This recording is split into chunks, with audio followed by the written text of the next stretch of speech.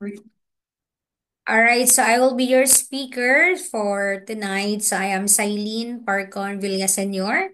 So I joined IMG last November 26, 2020. So kasagsagan po ng COVID. And dati po akong call center agent and licensed financial educator, associate financial planner, and executive marketing director and WSB Green Jacket qualifier here in IMG. Alright. So, ang topic natin ngayon, or sino nga ba? Si IMG. So, IMG stands for International Marketing Group. Now, so who we are? So, we are one of the biggest and fastest growing financial services companies in the Philippines. No? And ang goal natin ay makahelp no, sa mga Filipino families achieve financial freedom through financial education and building a proper financial foundation. So tuturuan natin sila on how to build their solid financial foundation. Okay? And also we have established partnerships with the biggest companies in the financial industry as a financial brokerage. So si IMG ay registered po sa Government Insurance Commission as financial brokerage, no? So hindi po tayo networking. Okay? So, our main office ay nasa 9th floor, Kings Court Building 1, Chino Rosas Avenue, Makati City. So, if you have time, you can drop by here, no? So, from Monday to Saturday. And also, you can attend trainings, free trainings here in every Saturday. Okay? So, ayan, we have a global campaign for financial education. So, our goal is to educate 30 million families by the year 2030. So, as of now, no, more than 14 million na po yung na-educate ni IMG na tulungan natin. And thankful, no, kasi kayo din, naging part na din kayo ng campaign. So, marami pa tayong matutulungan. No, kasi marami pang Filipinos ang hindi financially educated. Okay? So, financial literacy campaign, so sabi ng iba, scam daw si IMG. So, hindi po, no? Hindi tayo scam. Kasi even Senator Raffy Tulfo, naniwala siya sa campaign natin dito sa IMG. And he also files a bill seeking to enhance financial literacy for OFWs. Kasi halos lahat ng na-scam ay OFW. Why? Kasi kailangan or yung gusto natin is magkaroon kaagad ng instant na pera, dodoble yung pera sa ganitong buwan, sa ganyan. No, wala pong easy money. So there is no such thing as an easy money. Lahat yan pinaghihirapan natin. Okay, so kung may mag-offer sa inyo na ganito, lalaki yung pera nyo or dodoble yung pera nyo in 2 months, in 1 month, so wag kayong maniwala. Kasi instead na dodoble, mawawala yan because that is scam. Okay? Ayan. Alright, so our topic is all about building your future or taking control of your money. Sino nga ba yung kinokontrol ng pera? Ikaw ba ang kinokontrol ng pera or ikaw ang kumukontrol sa pera? Okay? Ayan. So here in IMG, this is our concept. No, dito tutulungan tayo or tuturuan tayo on how to build our solid financial foundation. So sa pag-build ng solid financial foundation, it is like building a house. Para lang tayong nagpapagawa ng bahay na we need to start it from the ground till up. No, so walang bahay guys na nagsimula kaagad sa bubong. No, lahat ng bahay nagsisimula sa magandang pundasyon yan. No? So, sabihin nila, wala ka makikita na bahay na bubong ka agad. So, paano yung mga haligi no? Yung foundation, masisira ka agad yung bahay mo. Okay? So, first na foundation dito is proper health care. So, bakit kailangan natin ng proper health care? Kasi, hindi natin alam kung kailan tayo magkakasakit at kung anong sakit yung darating sa atin. Tama, sasabihin natin, ay, hindi ko kailangan yan naman kasi healthy naman ako. Yes, you are healthy nowadays, but hindi natin alam the next year, the next months, no, the year, the days to come. Kasi nga, dahil sa mga kinakain natin and because of our lifestyles, no, naiiba na din siya. Okay? So next na foundation is life protection or life insurance. So sinasabi nila na ma'am, life insurance, ano pinag-uusapan natin dito? Patay-patay na. So hindi, no? Lahat tayo mapupunta doon, iba-iba lang ng reason. No? And itong life protection or life insurance, hindi niya na kayang buhayin yung mga namatay na. Pero kaya nitong buhayin yung mga naiwan mo. 'Di ba? So, hindi niya na kayang buhayin yan. Nung namatay na, hindi niya na kaya. Pero, kaya niyang buhayin yung mga naiwan natin. So, yung mga maiiwan natin, kayang-kaya yan buhayin ng life insurance. And that is the importance of life protection or life insurance. Okay? The next is debt management. So, here in IMG guys, hindi natin sinasabi na mali or bawal ang umutang. Ang tinuturo natin dito on how to manage your utang. Kasi sa utang may dalawang klase. That is the good debts and the bad debts. So yung good debts, that is income generating utang. Nangutang ka ng pera, pinambili mo ng sasakyan, and that car, ginawa mong rent a car. So that is the good utang, 'di ba? Kasi every time na mag-rent ng car mo, may income na bumabalik sa'yo. No? And second one naman is the bad utang. Yan yung nangutang ka ng pera, pinambili mo ng cellphone, then yung cellphone na yun, di mo man lang ginamit, no? So useless. So that is the bad utang. Ang worst case pa dun, ninakaw yung cellphone mo, pero yung utang mo andyan pa rin. No? So wala ka ng cellphone, continue ka pa rin nagbabayad ng utang. Okay? So that's why we need to manage our utangs. Okay? The next foundation is emergency fund. So, bakit kailangan meron tayong emergency fund? Kasi sa panahon ngayon, we have a lot of emergencies but we don't have a fund. Tama? Ang nagiging fund natin, si kapitan, si mayor, mga kamag-anak, 'di ba? Kasi from the word itself, emergency, guys. Ito yung hindi inaasahang pangyayari. No one can predict an emergency. No? So, nangyayari talaga to. But if you have funds, no worries. Kasi kahit may emergencies pa na dumating, ready ka. Ha? And then, pinakatuktok yung investment. So, dito na yung investment mo sa bahay, sa lupa, sa alahas, investment sa mutual funds, sa stock market, or kung ano-anong investments na meron tayo. Why pinakabubong ang investments? Kasi po, meron kang investment, pero wala kang proper health care. Isang sakit lang, ubos lahat ng investments mo. Tama?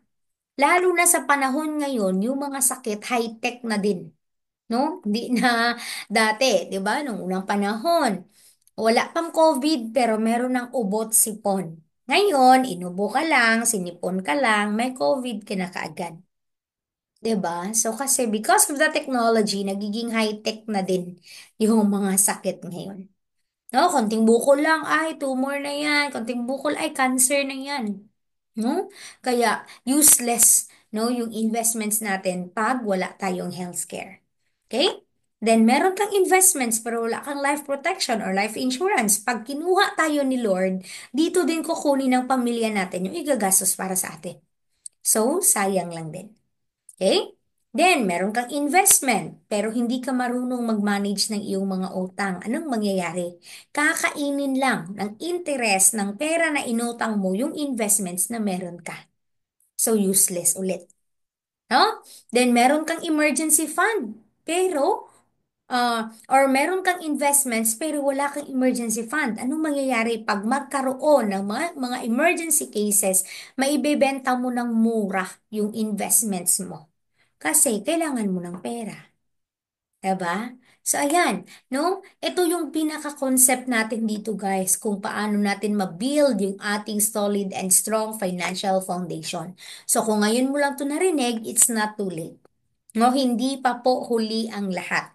We can build, no, our solid financial foundation. Alright? Okay? So, sa pagpagawa ng bahay, merong plano. No, same yan talaga. Pagpapagawa natin ng bahay, meron niyang plan, kailangan mo pa yan siyang papirmahan sa engineer, sa architect, no, or sa master planner para sakto yung plano sa bahay mo. So here, meron din tayo. How do we create our plan? No, so itong red line, it represents the responsibility line. No? And the blue line naman represents the money line. Why? Because while we are young, we don't have enough savings, but we have a big responsibility. No? So ito yung savings mo, ito yung responsibilities mo. So naka-cover up ng responsibilities natin yung savings natin. No, that's why our goal when we get older, bababa na yung responsibility line and tataas na si money line. Okay? So while we are young, kailangan natin kumain. Kumain, damit, bahay, education, health, and pambayad sa ating mga utang. So saan natin kinukuha yan? Sa ating active income. So what is an active income? Active income is you are working for money. Ikaw yung nagtatrabaho para sa pera. No? So for example, nagkasakit ka. So wala kang trabaho. Alam naman natin dito sa Pilipinas, 'di ba, na no work, no pay. So what happened? What will happen if ikaw mismo na breadwinner nagkasakit and then wala kang income? So how do you sustain the needs and wants of your families if you are depending only on your active income? So our goal na pagtanda natin, meron kang passive income. What is the passive income, ma'am? Passive income ay yung pera ang magtatrabaho sa'yo. Kasi kahit matanda na tayo, we still need food. No? Kailangan mo pa rin kumain. Kailangan mo pa rin ng bahay, damit, education, kung may mga apo ka pang pinapaaral, health, and dapat debt-free ka na. So sabi ko nga, no, na pagdating natin sa retirement years natin, tayo matanda na, retire ka na. Pero yung mga bayarin mo, hindi nagre-retire yan. Lifetime yan. Diba? Lifetime tayo magbabayad ng kuryente, bill sa tubig, pagkain, upa sa bahay. 'Di ba? And most especially yung health natin. Kasi yung mga sakit, hindi yan siya lumalabas sa kabataan.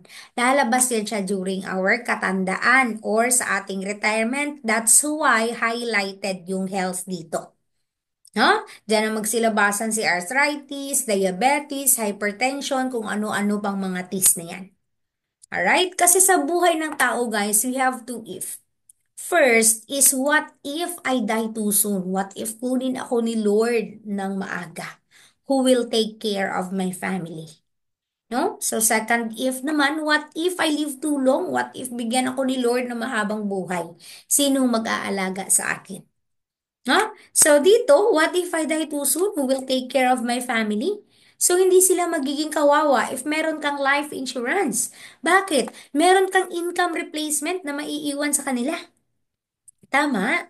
No, kahit wala ka na, ako nga, palagi kong sinasabi na pag ako nawala, yung katawan ko sa lupa inuud na, pero yung pamilya ko nag-i-enjoy pa rin sa pera na iniwan ko sa kanila. So that is the importance of life insurance.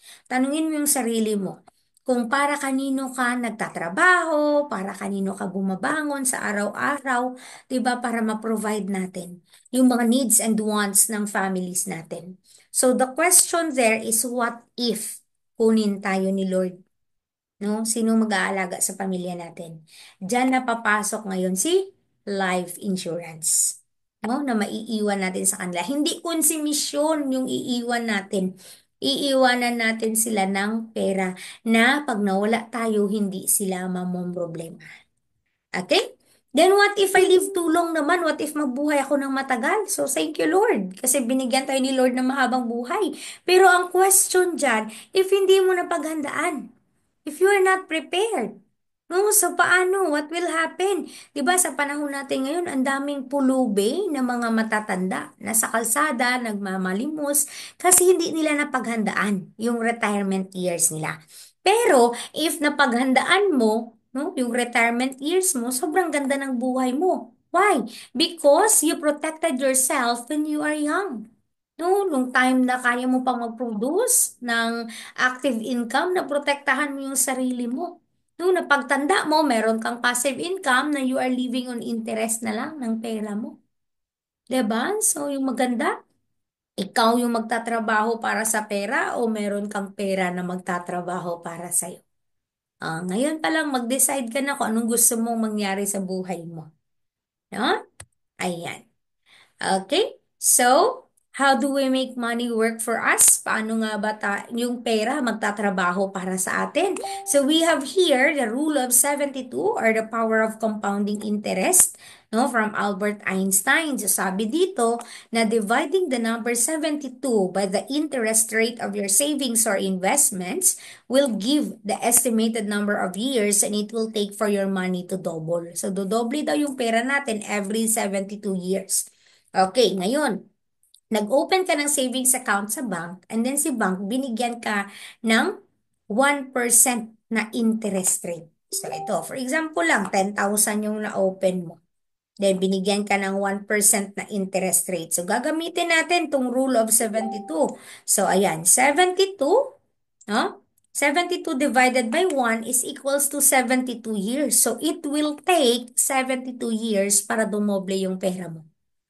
Ang tanong, buhay pa ba tayo after 72 years? So no, we cannot guarantee. And itong 20,000 na to, dodoble from the time na dodoble yung pera mo, hindi niya na kayang labanan yung inflation. Kasi sobrang tagal na nitong 72 years. Okay? Ayan. So ngayon, yung pera na dineposit mo sa bank, hindi lang yan tinatago ni bank sa vault, no? Naka-invest din yan. So ngayon, no? In-encourage ka ni bank na mag-time deposit. So sige na ma'am, no? Sabihin niya, Ma'am Susan, mag ano ka, or Ma'am Susana, mag-time deposit ka sa bank tapos bibigyan kita ng 4% na interest rate. So ngayon, we will use this rule of 72. 72 divided by 4 is equals to 18. No? So, yung pera daw natin, dumudoble every 18 years. Okay? So, ngayon, ayan, 29 years old ka, naglagay ka ng 100,000, pagdating mo ng 65 years old, yung inabot ng pera mo ay 400,000. No? So, ayun. Sabi ko nga, hindi lang niya nakatago sa vault yung ating pera na na-deposit sa bank. Ini-invest din niya nila and meron silang pinag-investan na 8%. Ayan. So, 72 divided by 8 is equals to 9. So, yung pera mo daw dumodoble every 9 years. Yan, 29 years old, pagdating ng 38, dumoble. Pagdating ng 65 years old, yung pera mo ay 1.6 million, pero yung binalik lang ni bank sa'yo ay only 400,000. Okay, so magkano yung difference? 1,200 or 1.2 million. So, dyan nila kinukuha yung pampatayo ng other branches, pambayad sa bills, sa empleyado nila, and other expenses. Okay, so we are not against bank. Okay, so we are just comparing kung paano yung galaw ng pera natin sa bank. Alright? And ngayon, meron tayong alam dito. Alam ng mga IMG members na paglagyan ng pera natin, which will give you 12% na interest. No? So ito, 72 divided by 12 is equals to 6. So every 6 years daw, dumudoble yung pera natin. No? Ayan. So, 29 years old ka, naglagay ka ng 100,000. When you reach 65 years old, yung inabot ng pera mo ay 6.4 million. No? So, alam nyo ba yan kung saan ilalagay yung pera natin? Natutubo ng 12% na interest rate. Okay, so mamaya sasabihin ko kung saan, no? Okay? So ayan, eto na, no? Sa ating mutual funds. So paano nga ba si mutual funds? So pooled money from different investors, aggressive in capital growth, so money generally invested on blue chips companies listed on the Philippine Stock Exchange or PSE. So ito ngayon, ikaw, yung investor, ikaw, si Ma'am Susan, si Ma'am Susana, si Ma'am Azenith, si Sir Ernest, si Ma'am Fe, si Ma'am Desiree, si Ma'am Marlene, yung pera natin na ininvest dito, iniipon yan siya sa fund house. Okay? Ito sa fund house. Tapos si fund house, nag-a-appoint yan siya ng fund manager. Ngayon, si fund manager, ini-invest yung pera natin sa blue chips companies. Ano-ano ba yung mga blue chips companies? Yan yung Jollibee, Pure Gold, no? So, Philippine Airlines, Petron, Cebu Pacific, Shell, 7-Eleven. Ayan. Ngayon, kung kumain ka sa Jollibee na mahaba ang pila and member ka ng IMG, huwag kang magalit. Bakit? Kasi kumikita ka din dyan. No, kasi ikaw ay isa sa shareholder ng Jollibee if you are already a member of IMG. Okay? So ngayon, yung income na makikita dito sa mga blue chips companies na to, yun yung binabalik nila sa investor. That's why wala kang talo. Bakit? Kung magkano yung kinita ni mutual funds dito, ganun din yung binabalik sa'yo na investor. Okay? Ayan. Alright, so sabi nila, no? SSS invest 3 billion in mutual funds. So even our government nag-invest ng 3 billion sa mutual funds. No, lahat ng contribution natin doon, ininvest din yan nila. Kasi hindi lang yan pwede na itago lang din yan nila sa bank, no? Or sa vault nila. So, kailangan din may mapag-investan sila para lumago yung pera. And our even, no, si SSS naniwala siya or ininvest niya yung pera sa mutual funds. Okay? Ayan. So, ito yung mutual funds natin. Maganda ang mutual funds. Bakit? No? Ano yung mga benefits? First is meron tayong professional manager. No, may nagmamanage kasi meron tayong fund manager na sila yung nagmamanage ng ating pera. Second, potentially higher returns. Why? Kasi kung magkano yung kinikita ni mutual funds, yan din yung binabalik sa atin. Okay? So, low capital requirement. No, hindi mo kailangan ng malaking kapital kasi dito kahit 1,000 pesos or 20 pesos pwede kang magdagdag sa investment mo. Okay, and then instant diversification, naka-diversified yung pera natin, hindi lang siya nilalagay sa isang company lang. No, nahati-hati siya. Nakita niyo yung mga blue chips companies kanina na ang dami. No? Then safety and transparency. Bakit safety and transparent siya? Kasi meron tayong portal account wherein you can monitor your investment. Okay? And then tax exempt. Wala tayong binabayaran na tax. Kung magkano yung ininvest mo, ganun din yung papasok doon sa fund mo. Okay? Walang mga entry fees or whatsoever. No? As long as member ka ng IMG. Okay? Ayan. Alright, so ito na, no? Paano nga ba? Or how much can you save to achieve your goals? Ano ba yung mga goals mo sa buhay? Ma'am, in 5 years, magpapakasal ako. Uy, sana all. No, ma'am, in 10 years, magpapatayo ako ng bahay. No, so guys, this is for illustration purposes lang ha, para meron lang tayong guide. No, so lahat ng investments natin sa mutual funds, mag-differ pa rin siya sa galaw ng market. Okay? So ngayon, for example, nag-monthly savings ka ng 1,000 pesos, din nilagay mo siya sa bank. O, si bank, binigyan ka ng 4% na interest rate. So, 30 years from now, meron ka lang 694,000 sa bank. Pero, pag nilagay mo yan siya sa mutual funds, then si mutual funds binigyan ka ng 12% na interest rate. So, 30 years from now, milyonaryo ka na. Ha? So, ang tanong, 1,000 pesos nga lang ba yung kaya natin? So, what if nag-monthly savings ka ng 5,000 pesos? Then, ilagay mo siya sa mutual funds. So, 10 years from now, meron ka ng 1.1 million. Diba? So, sabi ko nga, pwede siyang tumaas, pwede siyang bumaba, depende siya sa galaw ng market. Okay? Because, depende pa rin tayo sa market value. Alright? Okay, so who can really help you build your solid financial foundation? Sino nga ba yung makakatulong sa atin sa pag-build ng ating solid financial foundation? So first is yung financial services, si bank, broker or agent, na magkakaroon pa tayo ng entry fees and management fees. Then meron pang tax no, na 20%. Then, si bank, broker, and agent will earn commissions from the financial product na bibili natin. Or letter B, IMG membership. No, bakit maganda? Kasi you already have direct access to the financial companies or in short, na bypass mo na yung middleman.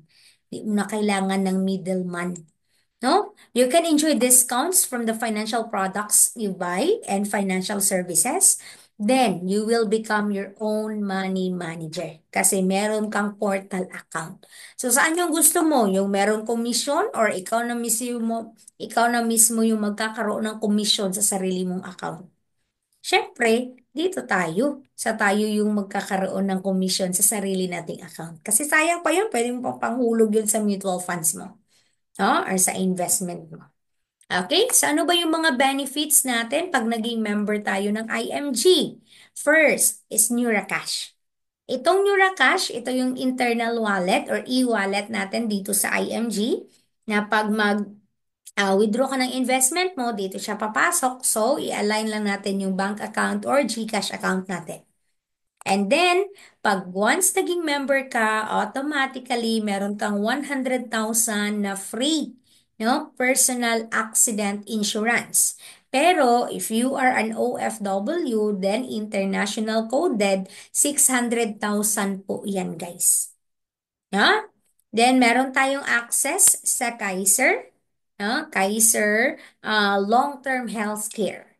Then, meron tayong yung 1,000 pesos no, natin is automatically malalagay sa mutual funds and pwede kang magdagdag anytime minimum of 20 pesos.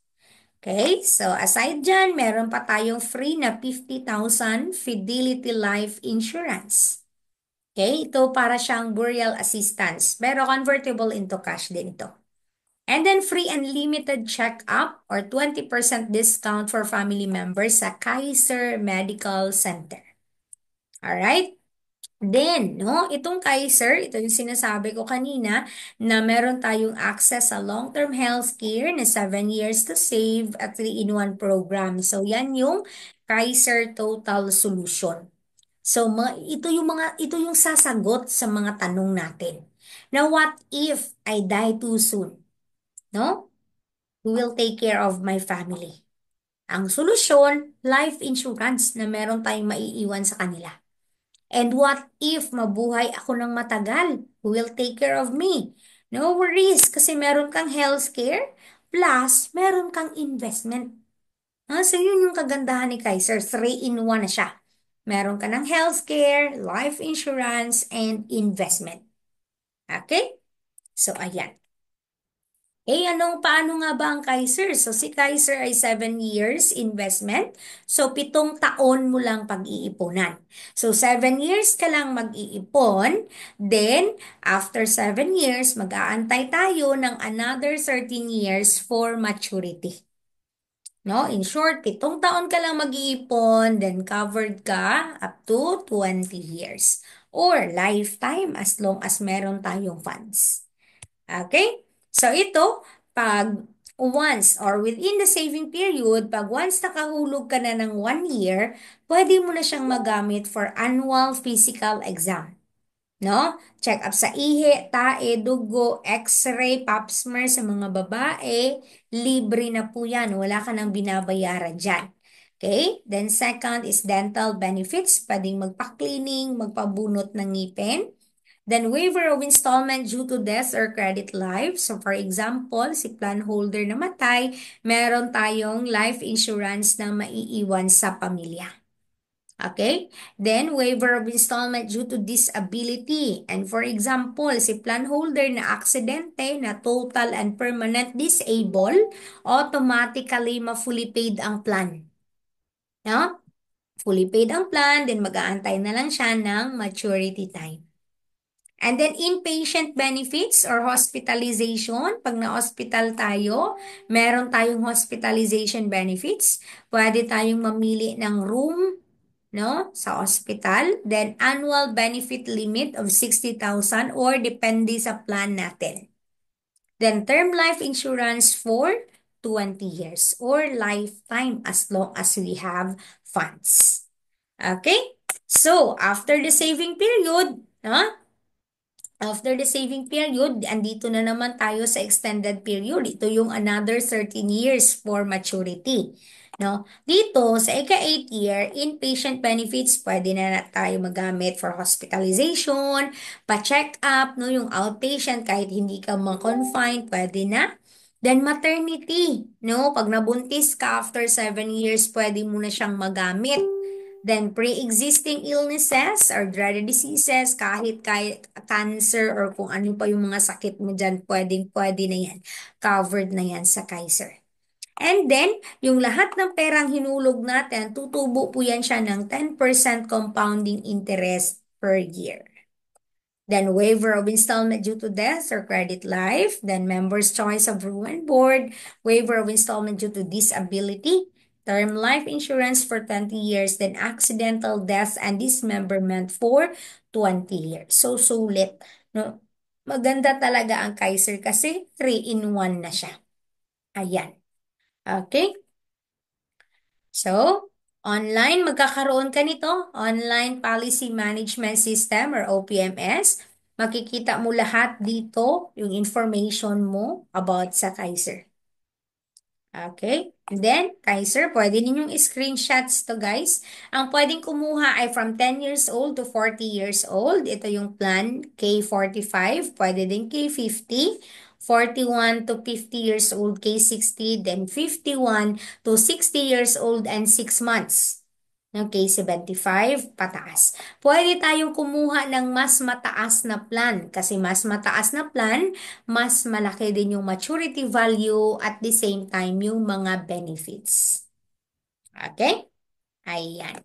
Then, ito pa other benefits. Meron tayong free access to non-life insurance. Gusto mo kumuha ng insurance sa sasakyan, sa bahay, sa travel, no? Pwede dito. Meron tayong discount. Then, asset preservation service. Kung ayaw mo magpatayan, yung mga anak mo, pagdating ng panahon dahil sa ari-arian, pwede mong ipaayos sa IMAX. Okay? And then free access to IMG's marketplace. So meron tayong marketplace dito. Gusto mong bumili ng sasakyan, ng bahay, or mga IMG gifts, andito yan sa ating marketplace.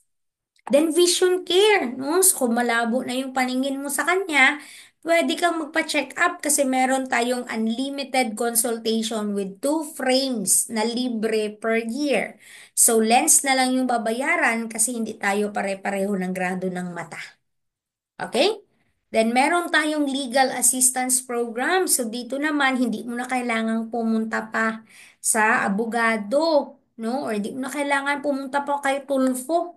Kasi dito, kahit sa bahay ka lang, pwede kang magpa-appointment sa ating abogado. Meron tayong legal assistance program. 2 session yan siya every year. Okay? Then free memorial service from Everest Memorial Services. Ito, pag meron namatay sa pamilya, kahit hindi member ng IMG and then ikaw ay member, pwede nating tawagan sila. No? Click mo lang yan para makita natin yung phone or contact information ng Everest. Alright? Okay, so meron tayong free online marketing tool sa Dominate natin. Give free access to donations program, no? Kung ang dami na talaga ng pera natin, meron tayong bigyan or pwede tayong magbigay sa charity, no? So dito din sa ating portal. Then, kung gusto mong bumili ng sasakyan, any type and any brand of car as long as brand new, no? So meron tayong discount. Okay, depende siya sa car. And kung gusto mo din bumili ng ari-arian sa SMDC, Ayala Land, DMCI Homes, Vista Land, Camellia, meron ulit tayong discount dyan. Okay? So, ayan. No? Then, no, sabi nila, scam daw si IMG. So, hindi po. Bakit? Kasi si Palawan Pawn Shop, no, pinakamalaking remittance center sa Pilipinas, Palawan Pawn Shop, no, partner yan siya ng IMG. Okay? So, partners yan sila. Alright. Then, be in the financial industry. So, meron tayong business side dito. Pwede mong gawin. You can be part-time or full-time. Then, no quota or no pressure.